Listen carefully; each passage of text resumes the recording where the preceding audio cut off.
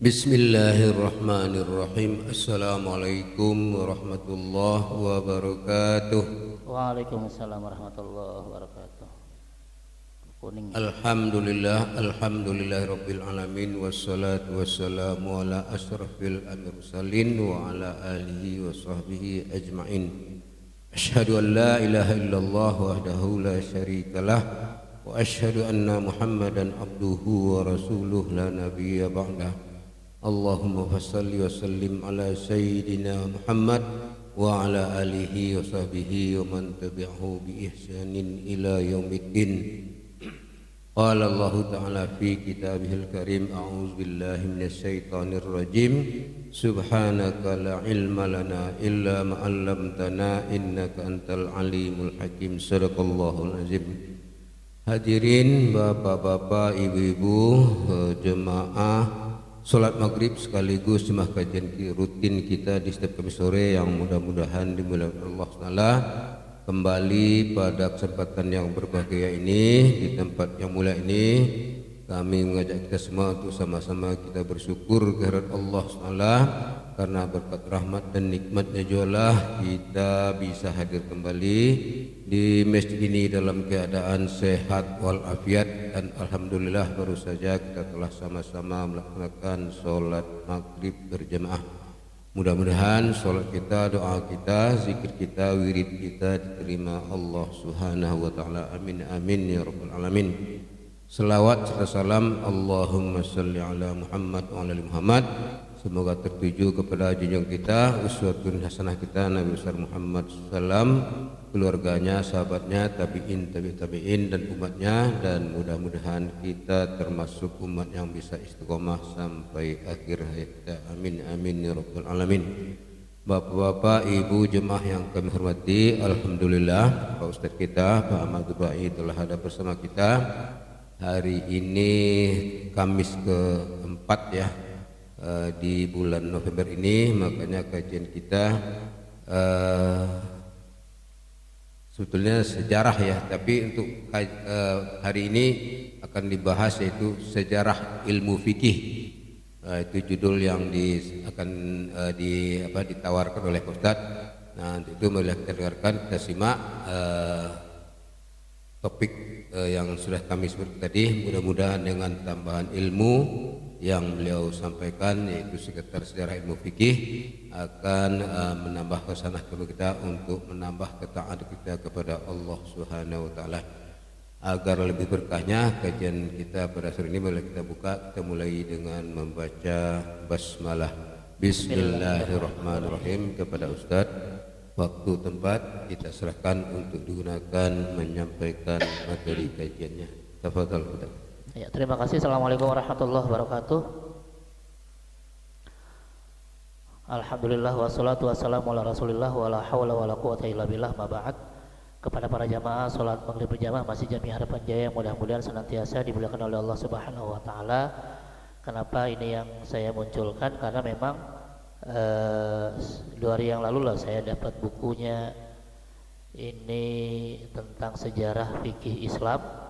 Kebetulan yang menulis juga Muhammad Ali As-Sayis, dosen di Universitas Al-Azhar Mesir, dan buku ini dipakai di tahun kedua. Ya, buku ini dipakai di tahun kedua untuk jurusan syariah atau jurusan fikih.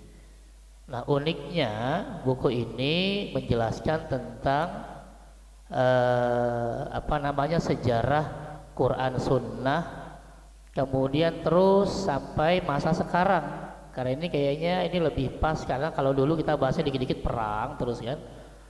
Ya, padahal yang kita cari adalah keilmuannya, bukan perangnya.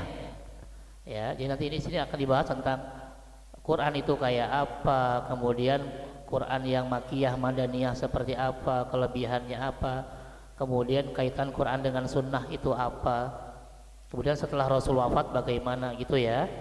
Itu makanya ini yang coba saya munculkan. Dan ini juga kebetulan bukunya juga buku resmi untuk dipakai di Universitas Al-Azhar Mesir untuk tingkat untuk tahun yang kedua ya.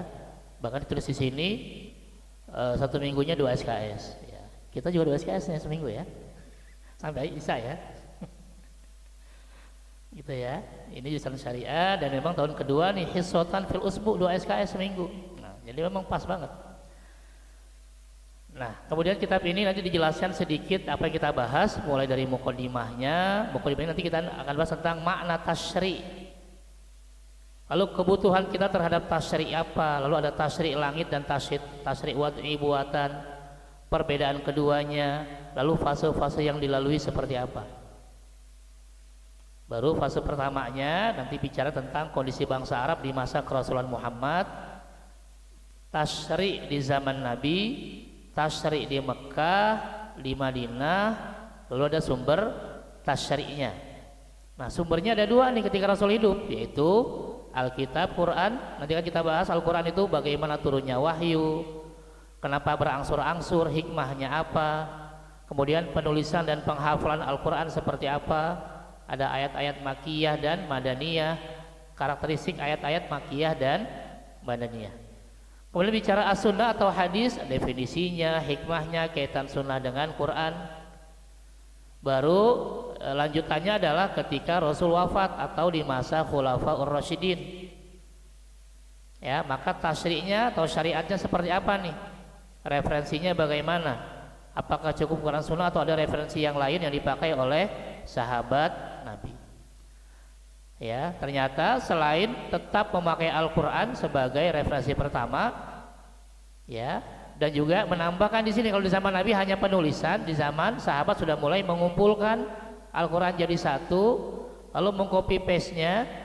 Kemudian bagaimana semangat sahabat dalam memahami Al-Quran. Lalu bicara sunnah itu, cara-cara sahabat dalam mempraktekkan sunnah bagaimana. Nah, ada tambahan referensi baru di zaman sahabat yaitu ijma. Ya, kesepakatan seluruh ulama setelah Rasul wafat dalam menyimpulkan satu hukum syariat dan bagaimana kemudahannya. Tapi ada juga yang keempat di zaman sahabat yaitu ar-ra'yu, menyimpulkan hukum syariat berdasarkan akal. Di Quran nggak ada, di hadis nggak ada, gimana nih? Ijma juga nggak ketemu, nggak sepakat. Makanya namanya ar-ra'yu. Nah, nanti bagaimana ar-ra'yu ini? Sikap sahabat bagaimana? Kemudian titik temunya antara orang-orang yang mencela dengan pemikiran saja, tapi di sisi lain ada yang mempraktekannya. Perbedaan sahabat terhadap tadi ar-ra'yu pemikiran dan penyebabnya, lalu ahli-ahli fatwa yang terkenal pada masa ini. Lalu fase ketiga, ya, ini bicara tentang agak banyak nih ya. Nah, mulai di sini ada ketemu lagi nih Khawarij sama Syiah. Terus pengaruhnya bagaimana terhadap syariat. Lalu ada berpencarnya ulama ke berbagai negeri, tersebarnya periwayatan hadis, munculnya para pemalsu hadis. Ini mulai ada di masa setelah Khulafaur Rasyidin. Dampaknya seperti apa? Kemudian nanti ada terbelah, ada ulama hadis dan ulama ahli ra'yi tadi. Kemudian tersebarnya mazhab hadis di Hijaz, sebabnya, karakteristiknya. Lalu ada tersebarnya mazhab ra'yi tadi. Ya, ra'yi aja lah ya. Di Irak, sebabnya dan karakteristiknya, lalu ahli-ahli fatwa pada masa ini. Dan yang berikutnya kita bicara tentang baru mazhab nih, faktor penyemangat, lalu peran para khalifah, para pemimpin terhadap fikih dan pakar-pakarnya, kebebasan ra'yi tadi, pemikiran seperti apa kebebasannya, lalu banyak perdebatan, banyak peristiwa, pengaruh peradaban-peradaban di luar Islam. Ada peradaban Romawi, Yunani, India, ya, Persia terhadap akal. Lalu mulai mengkodifikasi ilmu nih, ilmu fikih, ilmu tafsir, ilmu hadis dan seterusnya. Ya, nah barulah nanti munculnya mazhab-mazhab fikih di sini. Ya, mulai nanti ada Abu Hanifah, dasar-dasar mazhabnya apa, sahabat-sahabatnya. Ya, kemudian Imam Malik, ya, lalu Imam Syafi'i dan Imam Hambali. Termasuk kenapa kok yang paling sedikit pengikutnya adalah mazhab Hambali. Nanti kita bahas. ya. Dan yang berikutnya, nah ini bicara tentang tarjih, ya. Dan di Indonesia terkenal yang jelas-jelas mengatakan tarjih adalah dari Muhammadiyah. Apa itu tarjih? Kemudian ada juga orang yang memenangkan mazhabnya, pokoknya benar saya, di luar saya salah. Nanti bagaimana kita menyikapinya? Dan yang terakhir, ketika ada taklid dan penyebabnya apa? Udah clear, selesai nih satu semester. Iya, ya maksudnya itu cuma 6 saja. Iya, maksudnya biar tahu, oh kayak kita mau belajar ini kan gitu kan. Kan kita belajar kayak di kampus ceritanya kan, tadi ada SKS ya. Iya, nah ini ada Pak dosen luar biasa nanti yang memandu. Ya, jadi itu 6 fase biar kita tahu kenapa kok dari Quran Sunnah kok jadi ada ijma, kok ada qiyas, kok ada ro'yu, kok ada mazhab, lalu kok ada tadi ya ada khawarij, syiah, lalu sampai ada tadi tarjih, ujung-ujungnya taklid dan seterusnya. Itu tahapan-tahapan yang akan kita bahas. Jadi kita fokusnya ke keilmuan saja, tidak bicara masalah peperangan dan yang lainnya. Gitu ya. Itu kurang lebih penjelasan akan kita pelajari. Kalau mau nyari kitab pastinya ini saya bawa. Ada 160 halaman ya. Enggak banyak, bahasa Arab makanya kita dikit-dikit kita bahas. Gitu ya. Monggo, ada yang mau didiskusikan? Oh, kurang, yaudah kita tambahin.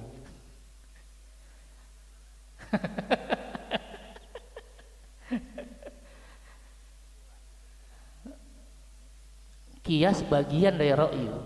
Nanti kalau itu kan panjang, kadang kan dia pemikiran, bisa jadi ro'yu, bisa jadi ijma, bisa jadi pendapat sahabat, bisa jadi yang lain. Tapi asalnya ro'yu. Gitu ya. Kenapa? Kenapa? Teologi. Ya, ilmu teologi itu apakah induk dari ilmu fikih sama ilmu fikih ini? Ya. Atau dengan ya, ilmu teologi itu akidah. Akidah. Iya.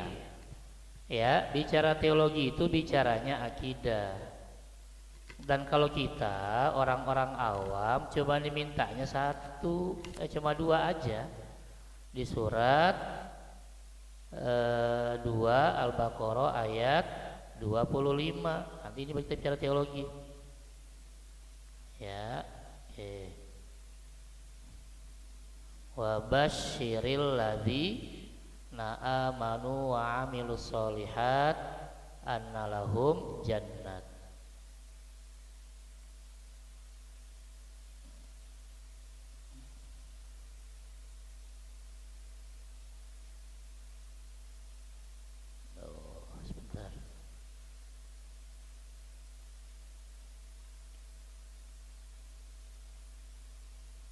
Apa?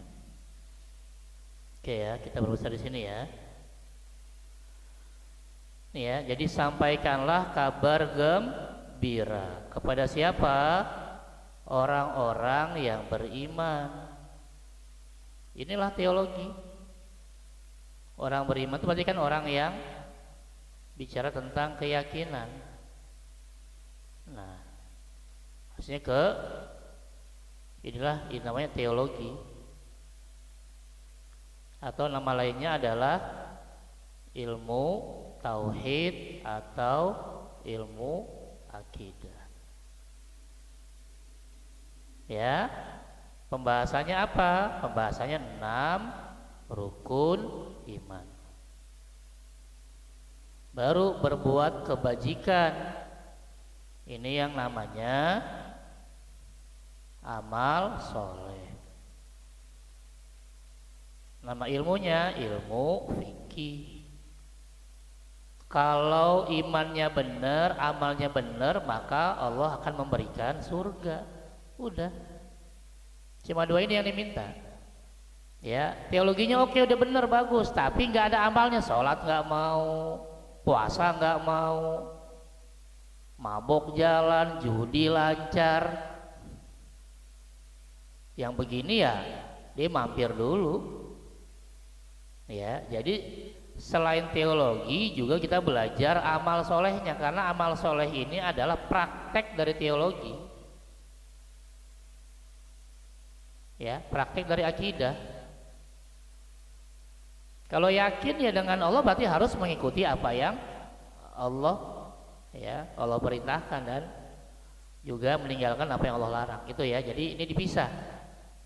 Nah, kenapa kok ilmu fikih yang lebih banyak? Karena ilmu fikih bicara tentang seluruh aspek perbuatan manusia.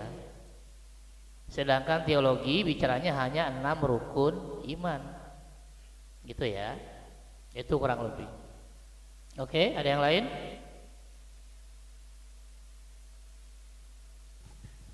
Kalau kedudukan ilmu tasawuf di mana situ, Ustaz? Oh iya, tasawuf di mana nih? Iya. Jadi di yang tadi ini masalahnya. Di poin yang di sini nih, setelah mulai sudah selesai masa Khulafaur Rasyidin lah. Ya. Jadi kan tadi yang diminta cuma 2 nih di ayat ini kan?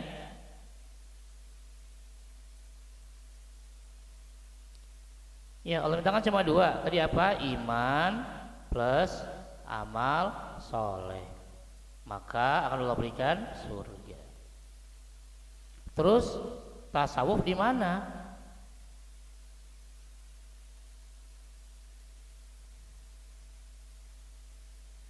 Ya. Iman ini bicara keyakinan. Amal soleh ini bicara perbuatan. Ya. Ini selesai di zaman Nabi, di zaman sahabat, zaman Khulafaur itu sudah selesai. Tapi ketika sudah mulai ya generasi berikutnya, ternyata iman dan amal solehnya seolah-olah berdiri sendiri. Tadi saya bilang ada yang imannya bagus tapi nggak sholat, tapi nggak puasa. Ada yang rajin ibadah tapi ternyata ya kalau bahasa sekarang STMJ, sholat terus maksiat jalan. Berarti kan ada yang masalah nih. Ya, seolah-olah ibarat HP itu nggak dicas. Jadi lama-lama lobet terus. Harusnya kan kalau amal solehnya bagus berarti kan imannya nambah harusnya kan. Kok bisa ada amal solehnya bagus, ngajinya jalan tapi juga maksiatnya jalan? Sehingga ulama mulai mencari masalahnya. Oh, ternyata masalahnya di mana? Masalahnya di hati. Ya, hatinya sudah mulai gersang. Jadi sholatnya ya udahlah, yang penting saya nggak dosa gitu. Ya sholat tapi maksiat. Tadi iya kan, sholat jalan, maksiat jalan, terus saja. Nah, sehingga muncullah ilmu tasawuf. Apa tuh? Ilmu tentang hati, menata hati. Bagaimana antara ibadah itu atau amal soleh itu nyambung dengan hatinya. Kalau dia sholat, dia betul-betul khusyuk sholatnya. Kan khusyuk bukan bicara prakteknya, bicara hatinya. Walaupun dia udah benar bicara fikihnya, dia tahu syaratnya, dia tahu rukunnya, dia tahu pembatalnya, ikutin aturan fikih sholatnya, tapi hatinya gersang gimana?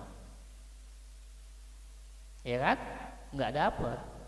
Karena itulah muncul tasawuf tadi untuk menjembatani. Di zaman Nabi nggak ada, memang secara langsung memang nggak ada, tapi di zaman Nabi sudah ada secara tidak langsungnya. Apa itu? Ketika ada hadis yang kedua dari hadis Jibril di hadis Arba'in, ketika Jibril bertanya tentang apa? Islam, kemudian iman, kemudian ihsan. Nah, ihsan inilah yang disebut dengan tasawufnya.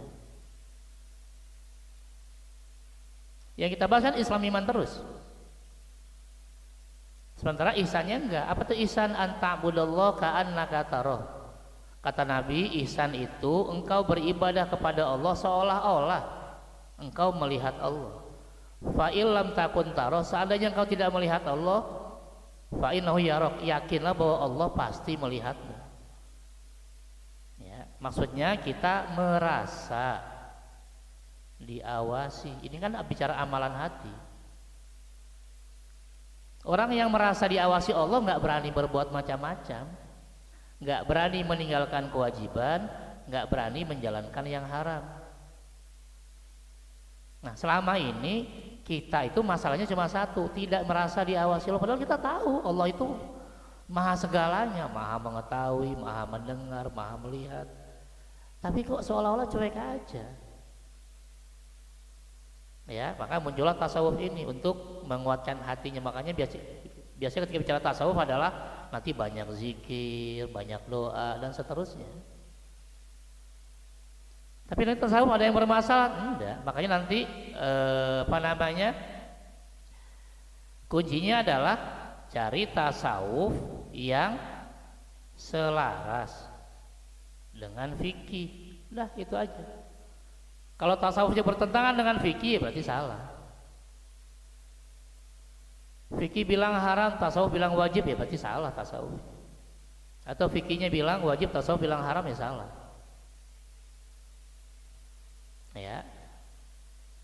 Karena memang dia untuk fikih bicara perbuatan, ya, bicara yang di luar, bicara panca indera, tasawuf bicara hatinya. Gitu ya. Jadi ketika ditanya, memang secara langsung tidak ada, tapi kita bisa lihat dari hadis Jibril ini, yang Jibril bertanya tentang 3 hal, Islam, iman, ihsan. Nah, ihsan itu bicara tasawuf, ya, bicara ilmu untuk menata hati. Makanya nanti kalau bicara tentang tasawuf itu rata-rata bicara hati semua. Misalnya bicara Riyadhus Shalihin, ya, tulisan dari Al-Imam An-Nawawi, bab pertamanya bab ikhlas, bab sabar, bab tawakal, bicara hati semua.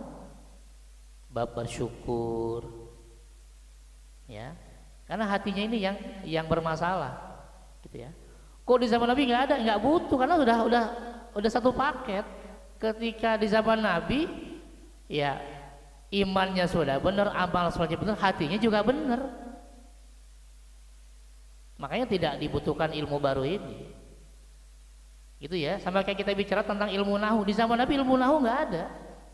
Nahu sorof, jangan ilmu nahu, ilmu tajwid aja di zaman Nabi nggak ada. Ya, teori tajwid nggak ada di zaman Nabi. Karena tinggal dengerin Nabi baca, udah tinggal ikutin aja.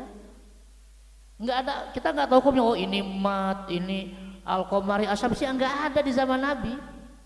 Kenapa? Nggak butuh. Tinggal dengerin Nabi baca, ikutin, selesai. Ya, tapi kemudian diteorikan di masa-masa berikutnya. Sama ini juga sama. Di zaman Nabi nggak butuh. Ya, karena nggak usah belajar tasawuf pun ya. Nabi sholat nangis, sahabat sholat nangis. Lah kita nggak nangis-nangis sholatnya. Yang ada nangisnya kalau kelamaan. Lama amat imamnya nih, waduh, udah dengkul pegel ini. Iya, bukan karena sedihnya, karena kelamaan. Ya, gitu ya. Jadi kan di zaman Nabi nggak ada, betul. Jangankan bicara tasawuf, ilmu nahu sorof nggak ada, ilmu tajwid aja nggak ada.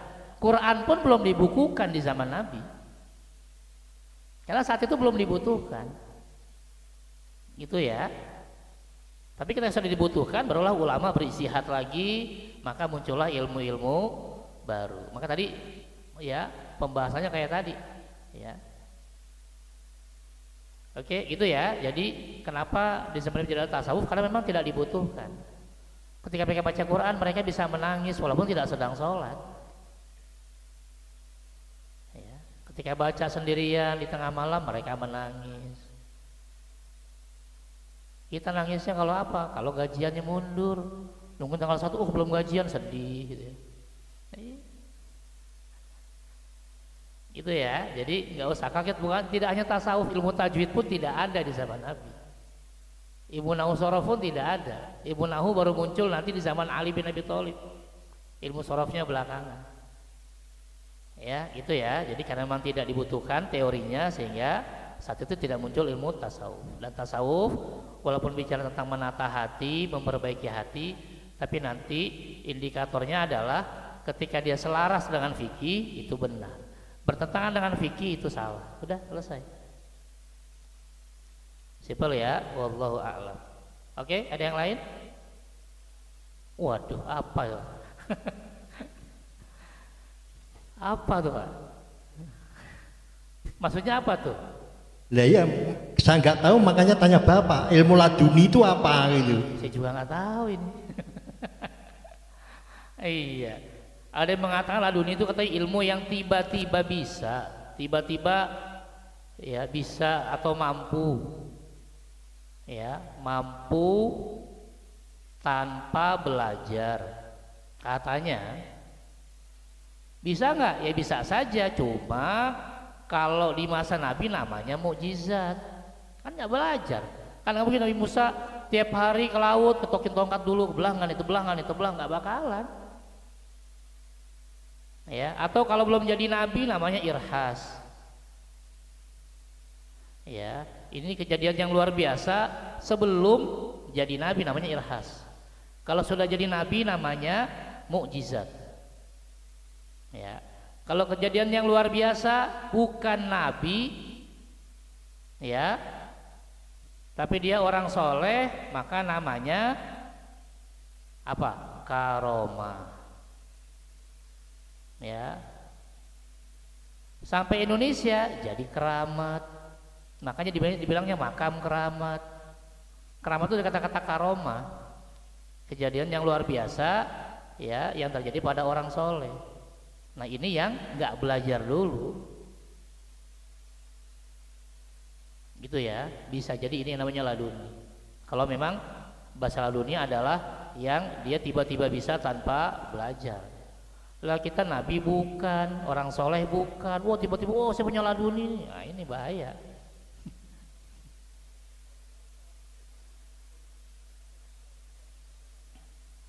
Enggak, itu kebaikan kan tadi, cuma mukjizat, irhas sama karomah aja. Ya, kejadian yang luar biasa yang ada pada diri Nabi Rasul namanya mukjizat, yang sebelum jadi Nabi namanya irhas, kalau orang-orang soleh namanya karomah.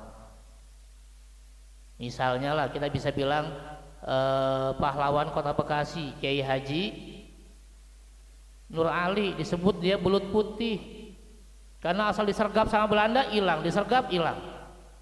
Nah, itu bisa jadi karomah karena beliau orang soleh, beliau kiai, beliau ulama, ya kan? Gitu. Jadi ketika ya zaman peperangan disergap segala macam nggak pernah bisa disergap, makanya sampai di dapat julukan belut putih, saking licinnya, saking susah ditangkapnya. Ya, apakah betul karena memang dia lincah atau memang ada karomah dari Allah, kita nggak tahu. Gitu ya, itu diantaranya. Tapi kalau kita lihat ada orang bisa terbang, bisa jalan di air, kata Imam Syafi'i, kalau kita melihat kejadian yang luar biasa, seperti ada orang bisa terbang, ada orang jalan di air, lihat ibadahnya. Kalau dia nggak sholat berarti nggak benar tuh orang. Berarti dia ilmunya ya dari setan, dari iblis. Itu ya, karena kan tadi poinnya orang soleh dulu. Ya, karena bisa jadi benar saja, bisa jadi. Kenapa enggak? Kalau itu yang terjadi apa namanya? Ya namanya sihir. Ya, kalau orangnya nggak soleh, apalagi tadi nggak ibadah, nggak ya aneh-aneh, namanya apa? Sihir.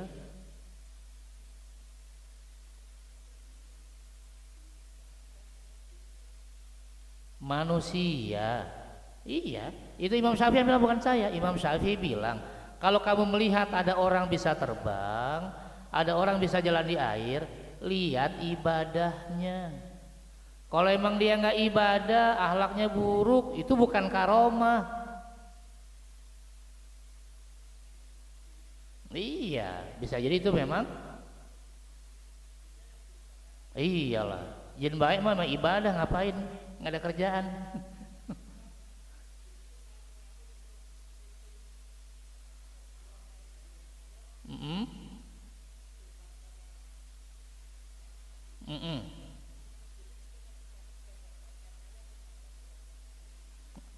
Saya belum ketemu jinnya Pak, nggak tahu. Saya belum ketemu jinnya, karena saya belum bisa nanya saya. Tapi di surat jin ada, ya. Di surat jin ada, ya.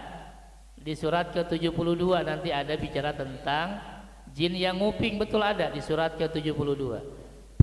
Iya, nanti boleh dibaca di rumah, untuk itu cuma 2 halaman kok, nggak banyak.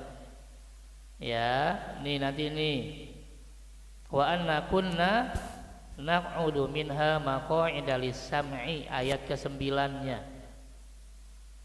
Ya, coba nih saya ambil dulu deh terjemahnya ya. Ini surat jin, surat ke-72 ayat 9 nih. Kenapa jadi ke jin, Pak? Wa anna kunna, sungguh kami bangsa jin dulu sebelum Muhammad jadi rasul, naq'udu minha maq'ida lis-sam'i, punya base camp di langit buat nguping tuh, untuk mencuri dengar berita-beritanya. Dulu sebelum Muhammad jadi nabi. Fama yastami'il an, tapi setelah Muhammad jadi nabi, jangan coba-coba. Kenapa? Udah perketat lagi, makin banyak malaikat yang jaga. Barang siapa yang mencuri dengar seperti itu, pasti akan menjumpai panah-panah api yang mengintai untuk membakarnya. Iya. Jalankan, kita lihat bintang jatuh, kita doa, padahal itu panah api lagi ngejar jin. Kita malah doa. Ya. Jadi di ayat ini surat 72 ayat 9, jin yang mengatakan begini. Ya, sebelum Muhammad jadi nabi, kami punya tempat-tempat nguping. Nanti ujungnya ke dunia siapa? Ke dukun. Ya, tapi setelah Muhammad jadi nabi udah nggak bisa lagi. Mau nguping lagi ya siap-siap dipanah sama malaikat. Itu ya. Nanti tinggal dibaca di surat jin. Oke? Ada yang lain? Kita belum masuk ya. Ini. Assalamualaikum Pak Ustadz. Waalaikumsalam warahmatullahi wabarakatuh. Sultan Agung ya, Raja Mataram itu kalau sholat Jumat itu di Mekah itu bagaimana itu? Waduh, nggak tahu satu Pak ya. Mungkin lagi umroh kali deh Pak. Iya, ya. Bahkan saya bilang kalau sudah bicaranya kejadian yang luar biasa yang nggak masuk akal ya, lihat aja ibadahnya. Kalau dia orang soleh bisa jadi benar, namanya karomah. Gitu ya. Dan kalau bicara tentang masa lalu, kita cari kitabnya, referensinya mana, kata-kata itu sumbernya dari siapa, lalu yang ngomong itu kira-kira bukunya mana, nanti kita bisa lihat gitu ya. Oh ternyata yang ngomong ini ada nih, misalnya seorang kiai gini-gini, ada kitabnya, ya monggo gitu. Tapi kalau katanya kita juga bingung ya. Makanya dari awal sudah dijelaskan ya, kita ya belajar aja, nggak usah mikir-mikir laduni. Laduni kita itu ada di surat 2 ayat 282. Nih kalau mau dapat laduni boleh. Syaratnya cuma 1. Ya, tapi siap nggak? Takutnya nggak siap. Ayo, mau punya laduni boleh. Ya. Surat Al-Baqarah ayat 282. Ini ayat terpanjang, 1 halaman penuh. Kita ambil yang terakhir aja. Ini ayatnya tentang utang ya.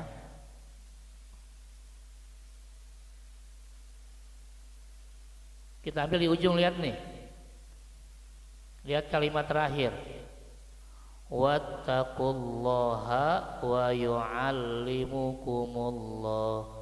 Nih, kalau punya laduni ini aja. Bertakwalah kepada Allah, maka Allah akan mengajarkan pada kita. Jadi yang susah-susah nih, kok saya nggak paham-paham ya Pak Ustadz ya. Coba naikin takwanya. Kok hidup saya sulit ya, coba tingkatkan takwanya. Kok saya ngaji masih Iqra 1 aja nggak naik-naik, coba tingkatkan takwanya. Ya, Karena ini janji Allah, wattaqullah, tingkatkan takwa kita kepada Allah, Allah akan ngajarin langsung. Mana buktinya Rasul kita, lihat. Belajar sama siapa? Nggak ada yang ngajarin. Langsung Allah yang bimbing karena terus takwanya naik terus. Ya. Kita bisa jadi apapun yang kita mau dengan cara apa? Naikkan level takwa kita. Ini janji Allah.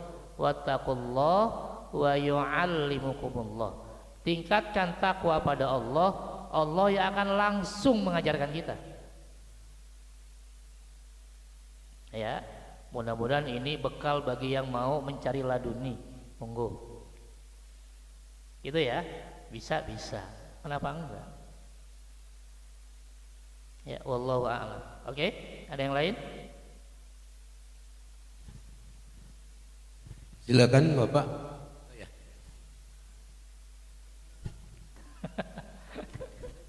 Belum. Terima kasih Pak. Kan sekarang ini muncul adanya aliran yang menuhankan akal, atau yang kita kenal yaitu Mu'tazilah. Ini apakah dia memahaminya di luar daripada ilmu fikih, atau dia terlalu pandai di dalam hal menafsirkan ayat-ayat dalam Al-Quran itu? Gitu. Itu yang pertama. Yang kedua, setelah Khalifah Ali bin Thalib itu meninggal, muncullah beberapa golongan, yaitu Syiah, Sunni, Mu'tazilah, terus kemudian Khawarij, gitu. Ini apa karena perbedaan akidah atau lebih tepat dalam hal pemahaman ilmu fikih ini kira berbeda-beda? Sehingga saya berpikiran gini Pak Ustadz, barangkali ini saya salah ya. Sehingga ada riwayat hadis itu nanti Islam itu akan pecah dalam 73 golongan. Yang 72 itu adalah sesat, yang satu itu nanti masuk surga. Nah itu artinya itu sumbernya dari 10 kelompok, ya kelompok yang saya sebutkan tadi, Pak Ustadz. Nah ini apa karena ini? Jadi saya berpikiran apakah sampai sekarang itu konflik antara Sunni dan Syiah atau kelompok lain itu masih ada, gitu. Sehingga kok kelihatannya kok agak susah dipahami gitu. Itu Pak Ustadz. Mohon istilahnya mohon pencerahannya Pak Ustadz. Terima kasih. Assalamualaikum warahmatullahi wabarakatuh. Assalamualaikum warahmatullahi wabarakatuh. Ya, ada yang lain, monggo.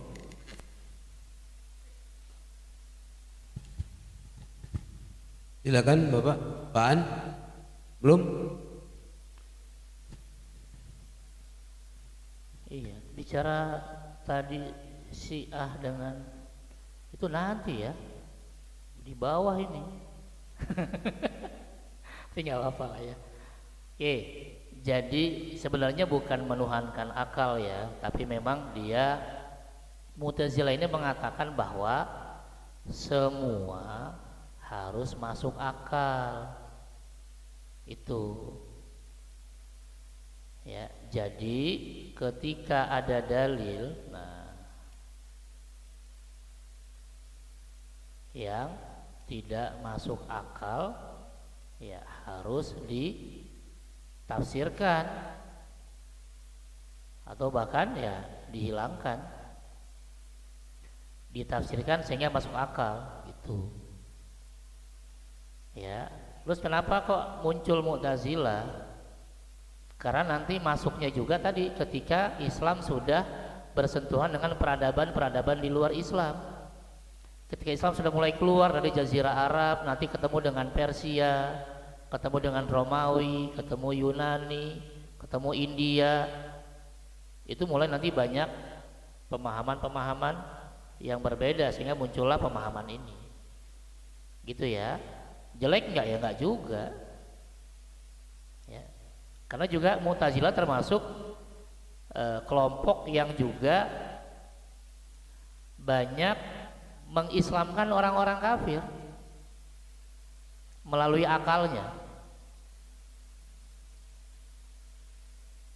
ya, melalui kajian akal. Karena kalau kita ngobrol dengan orang kafir, kita bawa Quran, bawa hadis, ya ditolak. Orang dari awal dia nggak percaya. Terus bagaimana dialog kita dengan orang-orang di luar Islam? Ya dengan akal. Gitu ya. Tapi ya Mu'tazilah ada beberapa yang kebablasan seperti mengatakan Al-Qur'an itu makhluk, bukan firman Allah. Gitu. Ya di satu sisi pasti ada kekurangannya. Ya, di sini juga tapi juga jangan menafikan bahwa Mu'tazilah juga berperan besar untuk banyak mengislamkan orang-orang kafir dengan dialog akalnya. Maka nanti kita jelaskan mana akal yang diterima sebagai dalil, mana akal yang ditolak sebagai dalil. Kita jelaskan nanti, kita perinci syaratnya apa diterima, syaratnya apa yang ditolak. Gitu ya. Tapi nanti ini setelah fase Khulafaur Rasyidin selesai, kita bahas itu. Aliran-aliran dalam Islam apakah permasalahan fikih? Enggak, fikih bisa jadi masalah. Ya. Pertama itu masalah kekuasaan atau masalah politik. Ya. Puncaknya kan di zaman Ali, di zaman Khalifah Ali. Ketika terjadi perang, kan yang satu pro dengan Ali, satu pro dengan Muawiyah. Gitu kan, lalu nanti ada yang keluar dari kelompok Ali juga ya nggak suka dengan Muawiyah, namanya nanti Khawarij. Ya, sedangkan yang mati-matian membela Ali namanya Syiah dan seterusnya. Awalnya bicara masalah politik, tapi kemudian berlanjut ke masalah keyakinan. Ya. Nah, sedangkan hadis tentang Islam terpecah jadi 73 golongan, saya belum pernah dengar hadis ini sebenarnya. Ada yang pernah dengar hadisnya?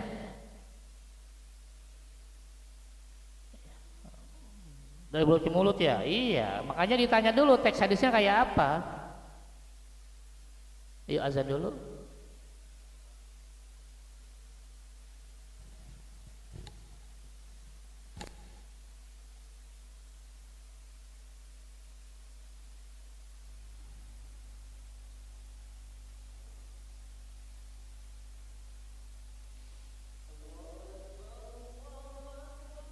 Allahu Akbar, Allahu Akbar.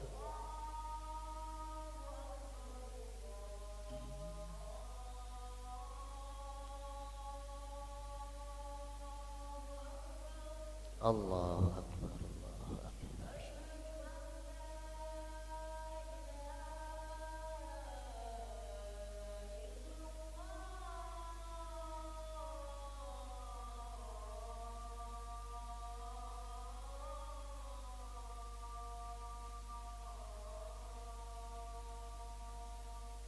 Asyhadu an la ilaha illallah.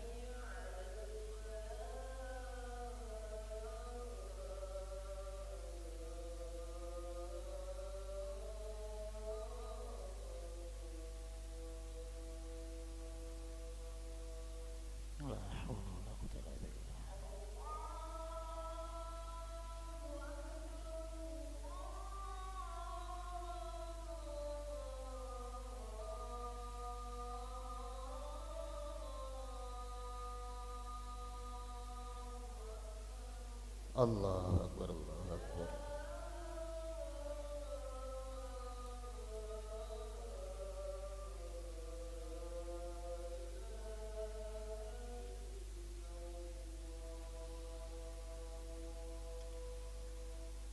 La ilaha illallah, Allahu Akbar.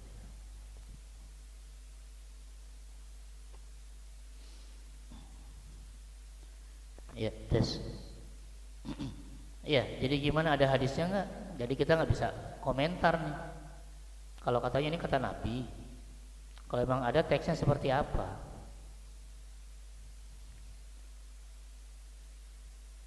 Iya betul. Tapi teks hadisnya ada nggak? Betul nggak ada kata-kata Islam terpecah jadi 73 golongan? Karena kalau kita bicara, oh ini hadis Nabi, ya mana teksnya? Karena kadang-kadang kita bicara begitu, ternyata begitu dibuka teksnya bukan. Ya, jadi bagaimana kita mau mengomentari kalau teksnya ternyata beda? Gitu ya.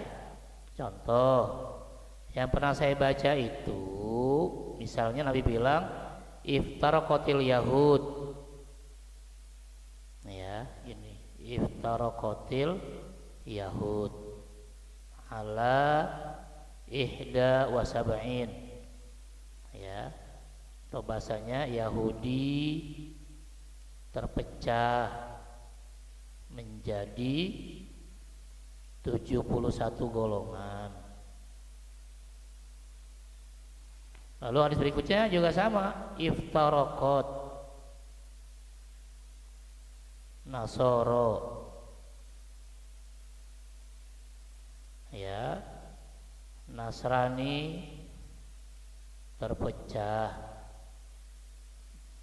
menjadi 72 golongan. Nah, baru kata Nabi, sataftariqu ummati, umatku akan terpecah menjadi 73, bukan Islam. Makanya saya tanya dulu, teks hadisnya mengatakan Islam mana? Yang pernah saya baca teks hadisnya umatku, bukan Islam.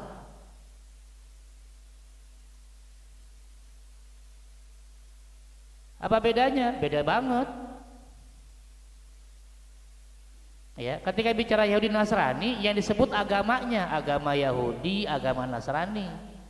Ketika bicara tentang Islam, bukan Islamnya, umatku, sataftariqu ummati, umatku akan terpecah. Nah, umatku ini apa? Baru kita tanya ulama. Nanti ada Dr. Al-Buti ya rahimahullah yang dibom di Suriah waktu itu oleh ISIS. Ya, Dr. Al-Buti ya, ulama luar biasa, karismatik, ulama internasional. Boleh mengatakan kata-kata umatku itu tidak melulu Islam. Karena ketika bicara umatku, maksudnya umat Nabi Muhammad, ini kata beliau terbagi dua. Ada umat dakwah, ada umat ijabah. Umat dakwah itu siapa? Yang masih non. Umat ijabah berarti yang sudah nerima.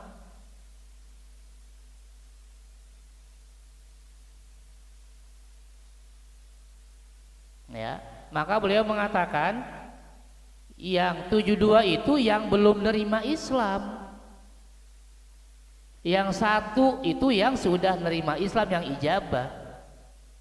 Makanya saya bilang lihat teks hadisnya dulu.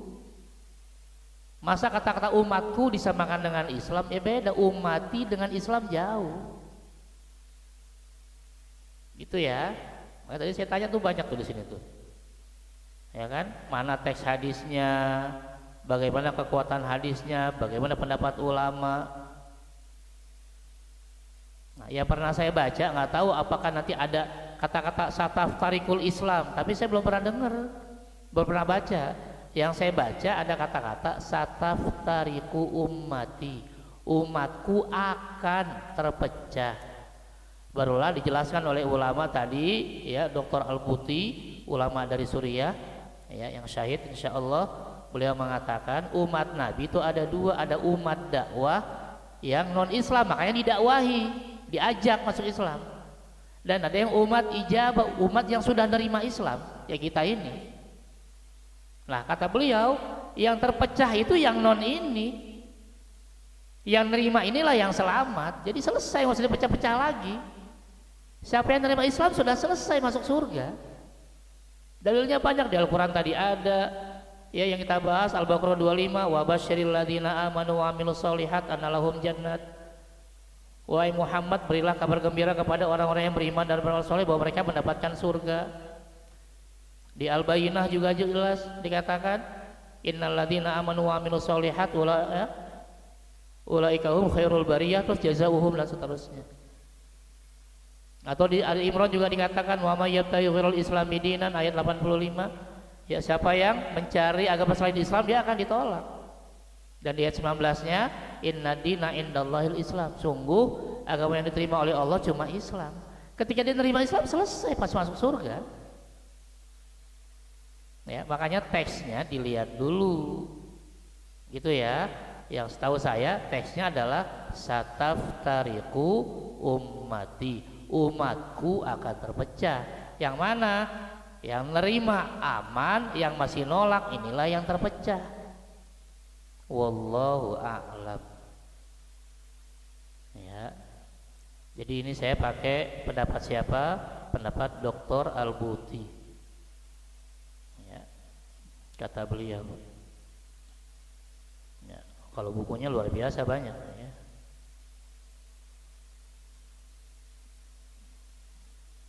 Nah, ini ulama dari Suriah. Oke, ada yang lain? Jadi kita belum bahas sedikit pun ya. Tapi sudah dijelaskan kurikulumnya ya. Soalnya akan ditambahkan nanti sama kajian ya. Mungkin yang tadi Pak Ustaz, selama ini kan kita menganggap kalau umatku itu berarti udah Islam gitu kan. Nah, kalau Ustaz sendiri condongnya kemana gitu? Kalau ya karena kita dapatnya dulu memang umatku itu umat Islam, makanya seperti Bapak penanya tadi pemahamannya ya Islamnya itu sendiri ya karena iya. Kita pahami bahwa umat itu ya umat Islam gitu, karena kalau di luar Islam bukan umat Nabi Muhammad kan gitu. Nah ini mungkin ya kayak kita cari pembanding. Mana pembandingnya? Hadis yang sering kita dengar tuh ya, kullu ummati yadkhulunal jannah, setiap umatku kata Nabi pasti masuk surga kecuali yang nggak mau, ya kan? Lalu ditanya yang nggak mau siapa? Kata Rasul, man atau ani dakhalal jannah, yang mau, yang taat samaku sama Rasul masuk surga, yang nggak mau dialah yang nggak mau ke surga. Nah ulama menjelaskan yang nggak mau tuh yang mana, yang tidak mau atau yang menolak. Baru dijelaskan jika yang dimaksud yang menolak adalah yang muslim, nah, maka dia mampir ke neraka. Tapi kalau yang tidak mau adalah yang masih non, berarti dia kekal di neraka.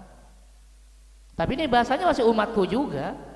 Maksudnya apa? Calon kalau dia mau nerima.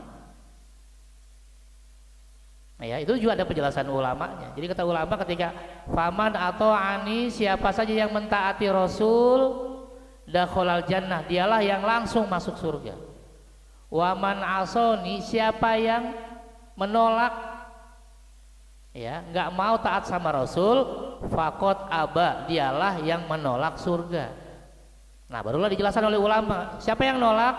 Kalau muslim tapi nolak, maksudnya apa? Ada kewajiban dia tinggal, sholat nggak mau, puasa nggak mau, ngaji nggak mau, begitu yang haram dia kerjakan, mabuk, judi, semua dia kerjain.